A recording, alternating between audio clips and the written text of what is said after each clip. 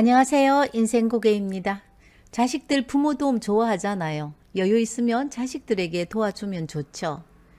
없는 돈 가지고 허리 졸라매고까지는 도울 필요 없다는 얘기고요. 제 주변에는 자식 위해서 집 사주고 차 사주고 이렇게 도와줄 때가 제일 뿌듯하고 행복하다고 말하는 사람도 있습니다. 부모 책임을 다했다는 생각이 든다는 거죠. 자식들은 부모에게 맡겨놓은 자기 물건 찾아가듯 너무나 당연하게 훅훅 들어와서 장사한다, 차 산다, 하다 자기 자식들 대학 등록금까지 받아가는 자식들 있죠. 어느 날 중년 부인이 오셨는데 요즘 자식들 다 그러나? 생전 집에 오지도 않던 아들 부부가 손자 손잡고 집에 왔는데 앞뒤 말 다 잘라 먹고 할머니에게 나 올해 학교 가요. 책상하고 책가방 사주세요. 라고 말해야지. 이제 두 번은 안 속는다 요것들아. 어디서 수작을 부리고 있노? 손자에게 아빠랑 할머니랑 할 얘기가 있으니까 저쪽 방에서 좀 놀고 있을래? 야 이놈의 자식아. 너 잘할 때 툭 하면 네 알아서 한다고 말 잘하더라. 그런데 네 새끼 책상 하나 가방도 못 사줘서 할머니에게 동양질 시키나? 집 사고 결혼시켜주면 두 번은 손 안 벌린다고 큰소리 뻥뻥 치더니 지금 뭐하는 짓이고? 그리고 네가 알아서 했는 게 뭐 있는데? 엄마는 나한테 뭐 또 많이 해줬다고 잔소리고? 엄마가 해준 게 없다고? 타고 다닌 저 차는 누가 샀는데? 지금 살고 있는 집은 누가 샀는데? 얼마 전에 냉동고가 나발인가 없어서 음식 버리는 게 더 많다고 아침 저녁으로 엄마 필요 없으면 내인데 냉동고 달라고 정신 사납게 만들어서 또 내가 사줬지? 벼룩이 간을 빼먹으래 이 못된 놈의 새끼야. 너희는 돈 벌어서 다 어디 써노? 먹고 입고만 하고 나머지는 엄마가 다 해야 되나? 이제는 싫단 마 치아라 마. 지금부터 너희들 설 돈은 너희들이 벌어서 살든지 애들이고 굶어 죽든지 알아서 해라. 길가에 나가봐라. 너희들보다 못한 사람들 천지갈배깔이다. 그래도 잘만 살아가더라.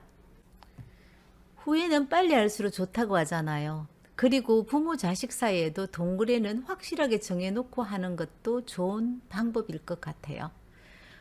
저희 시어머니가 살았을 때 남편 사업 실패로 조금 큰 돈을 제가 빌렸던 적이 있습니다. 정해진 날짜가 되면 꼭 하루 전에 시어머니께서 이자 입금하라고 전화가 왔어요. 여유도 있는 분이 꼭 이렇게 야박하게 힘든 며느리에게 이자를 받아가야 되나? 그런 마음도 있었지만 이 부분에 대해서는 저랑 계산 방법이 같아서 차츰 전화 오기 전에 제가 밥상에 김치 하나 놓고 밥을 먹어도 이자는 꼭 보냈습니다. 몇 달이 흐른 후에 이제 이자 안 보내도 된다. 그리고 원금도 안 갚아도 된다. 이게 무슨 말이고? 나에게 이런 행운도 온단 말이가?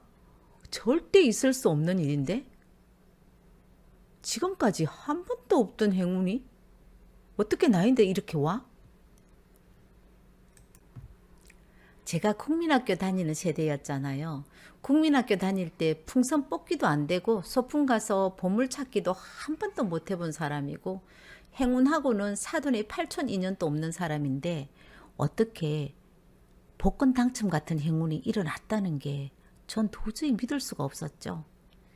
아들 셋에 딸 하나를 둔 시어머니께서는 유일하게 상속을 제외하고 목돈을 조건 없이 몇 번을 준 사람이 바로 저였어요.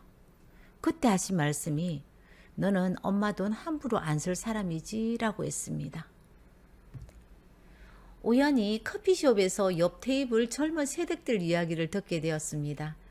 잘 사는 자식들에게 돈 받아서 못 사는 자식에게 준다고, 또 있는 재산 자식들에게 나눠주지 않고 그냥 들고 있다고, 서운하다, 늙은 사람이 경우가 없다, 이렇게 옆에 사람들 전혀 신경도 안 쓰고 떠들고 있었어요. 시부모에게 경제적 도움을 받지 못했다고 커피 한 모금 홀짝 마시고 울분을 토하고 또 커피 한 모금 홀짝 마시고 죽어서 가져갈 것도 아닌데 왜 저렇게 욕심만 많은지 모르겠다고 했죠. 나무에 물을 너무 많이 주면 나무는 썩거나 물에 실려갑니다. 자식도 마찬가지죠. 적당하게 자립할 수 있는 능력을 갖추도록 도와주고 넘치지 않는 경제적 지원만을 해야 할 것 같습니다. 너무 지나친 관심도 지원도 자식을 망치는 지름길일 수도 있을 겁니다. 세상에는 공평한 것도 있는 법이에요. 부모는 누구의 자식이었고 자식은 또 누군가의 부모가 된다는 것이죠. 부모가 되지 않고서는 절대 알 수 없는 것이 부모의 마음이잖아요. 우리나라 부모들은 일방적으로 자식들에게 헌신하고 살아간다고 생각을 합니다. 저것들이 나한테 해준 게 뭐 있다고 돈만 속속 빼갔지. 물론 자식 등골 빼는 부모도 있습니다만 대부분 부모들은 믿지는 게임이라고 생각을 하죠. 어떤 부모는 자기는 자식을 위해서 일방적으로 헌신해서 억울하다라고 말하는 사람도 있습니다. 자식이 성인이 될 때까지 기본 먹이고 입히고 재우고 다 했는데 자식은 부모에게 제공하는 것이 없으니까 게임 자체가 안 되는 부모의 일방적인 희생이고 헌신이라고 생각을 하더라고요. 부모의 존재 자체만으로 자식은 무조건 이익을 보고 있는 거예요. 부모는 자식을 끝까지 책임져야 하는 것이 부모의 의무고 도리라고 생각하고 있나요? 다른 사람들은 어떤 생각을 가지고 있는지 정말 궁금합니다. 친구가 사회를 봤었어요. 대기업에 다닌다고 자랑이 늘어났죠. 그런데 결혼하고 3개월도 안 돼서 회사를 때려치웠어요.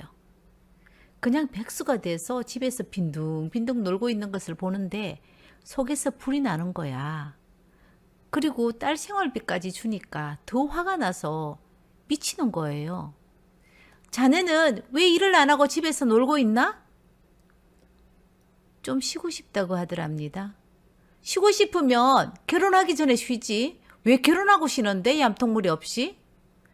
엄마, 내가 직장 그만두라고 했어. 우리 집에 돈도 많은데 뭐하러 스트레스 받으면서 일을 해. 엄마도 나에게 옛날에 그랬잖아. 일하기 싫으면 놀아라고.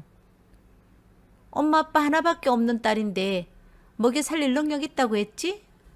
사이도 하나밖에 없는데 왜 자꾸 그래 엄마는? 내가 잘못했구나. 자식 인생 끝까지 책임지지 못할 거면 말도 함부로 하지 말았어야 했는데 요놈이 입이 문제야. 요놈이 입이 문제야.